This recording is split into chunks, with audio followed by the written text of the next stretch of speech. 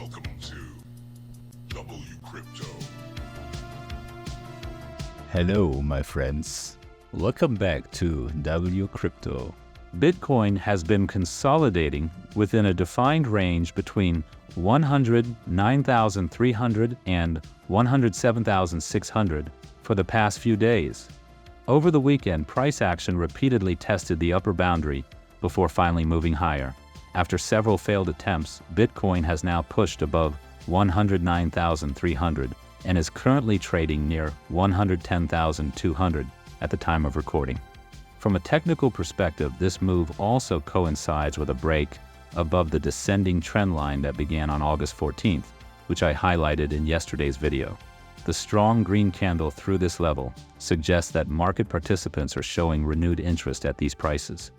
However, to confirm a broader structural shift, price still needs to stabilize above the current zone and eventually reclaim the 113,000 to 114,000 range. Without that follow-through, there is still the possibility that this forms yet another lower high within the larger context. Sentiment data reflects a slight recovery as well. Yesterday, the Fear and Greed Index stood at 39, signaling a fearful environment, whereas today it has climbed back to 40, putting the market into more neutral territory. Historically, true market peaks align with euphoria and excessive greed rather than lingering fear, so a local top forming here seems less likely. Funding rates also remain balanced, hinting that derivatives markets are not yet overheating, which gives this move a healthier tone compared to prior spikes. Yesterday marked the official token unlock and launch of WLFI, the World Liberty Financial Token.